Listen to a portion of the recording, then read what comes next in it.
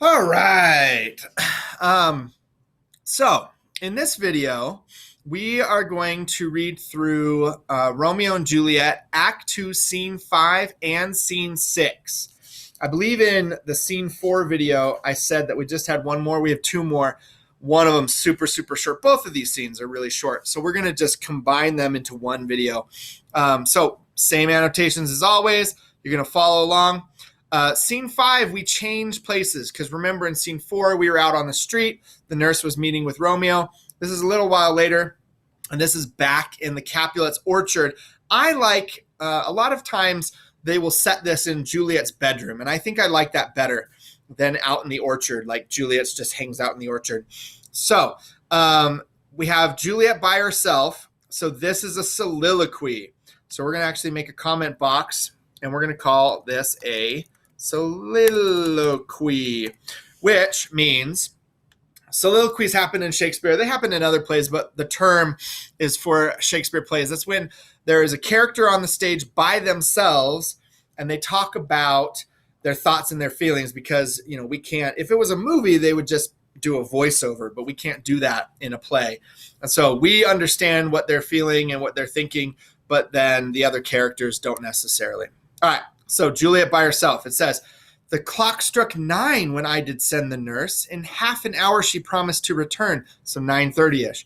Perchance she cannot meet him. That's not so. Oh, she is lame. Love's heralds should be thoughts which 10 times faster glide than the sun's beam, driving back shadows over luring hills.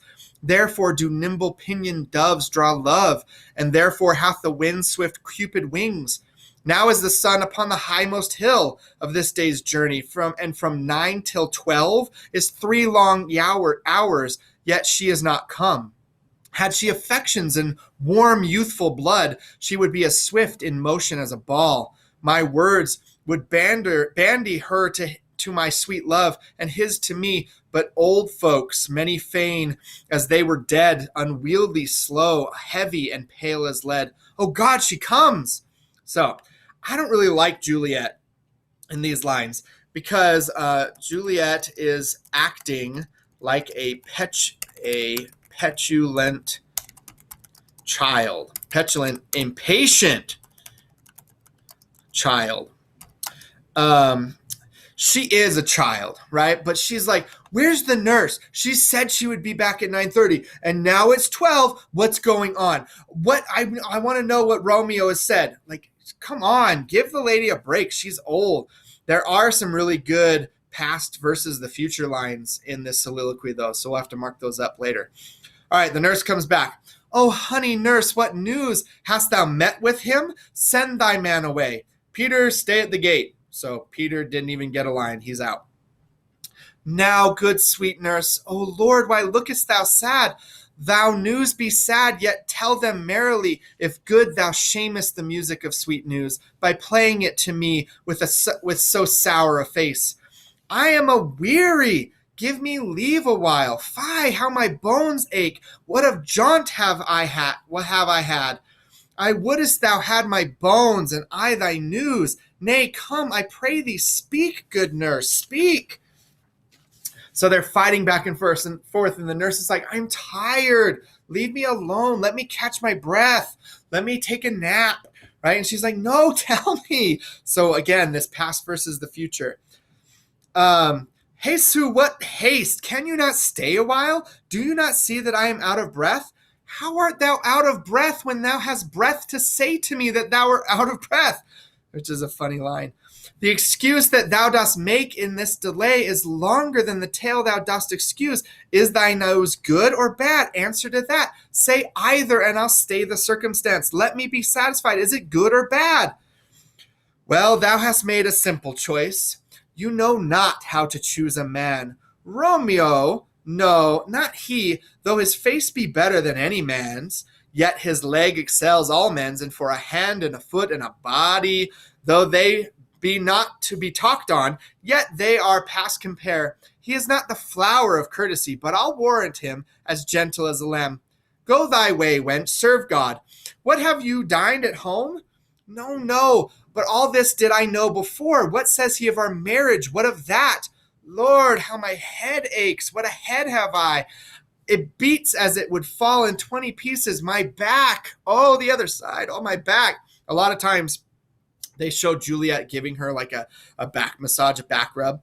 Oh, my back, my back. Beshrew your heart for sending me about to catch my death with jaunting up and down.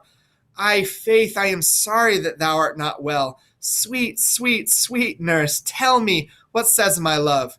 Your love says, like an honest gentleman, and a courteous, and a kind, and a handsome, and I warrant a virtuous. Where is your mother? Where is my mother? Why, she is within. Why should she be? Where should she be? How oddly thou repliest. Your love says, like an honest gentleman. Where is your mother? Oh God, lady dear, are you so hot? Marry, come up, I trow. Is this the poultice for my aching bones? Henceforward, do your messages yourself. So the nurse is mad that she's like, come on, I did all this work for you.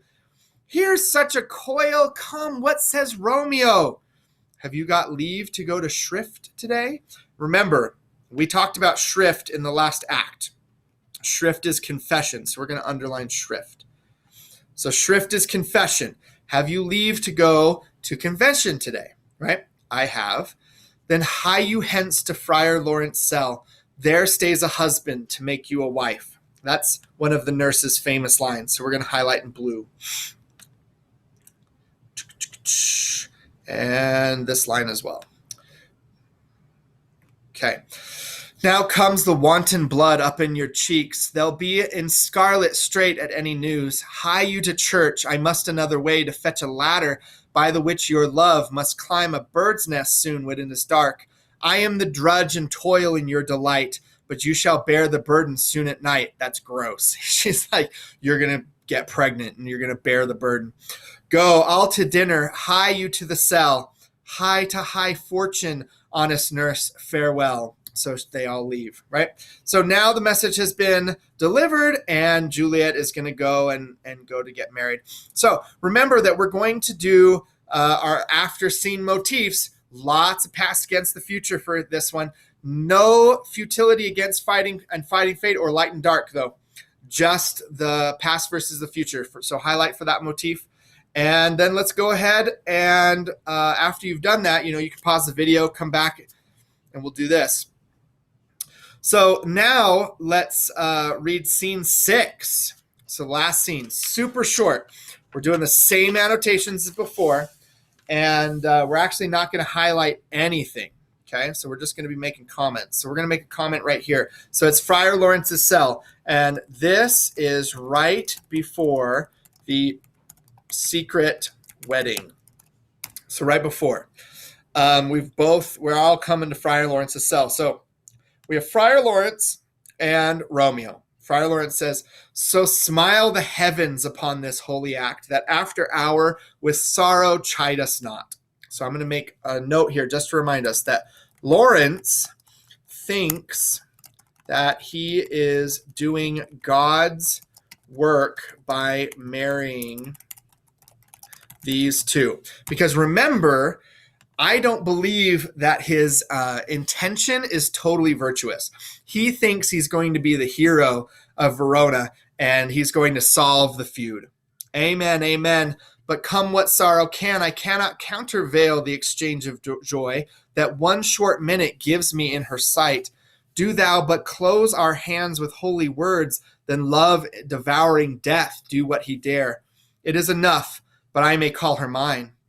These violent delights have violent ends, and in their triumph die like fire and powder, which as they kiss consume. The sweetest honey is loathsome in his own deliciousness, and in the taste confounds the appetite. Therefore, love moderately.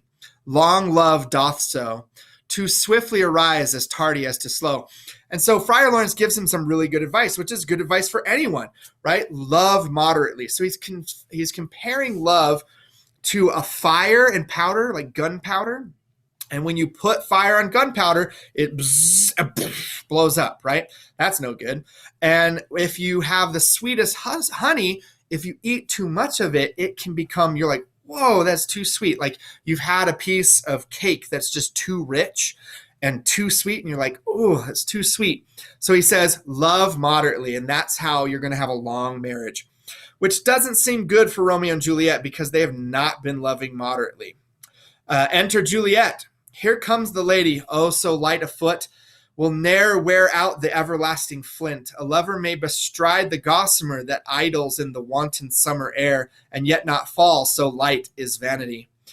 Good even to my ghostly confessor, Romeo shall thank thee, daughter, for us both.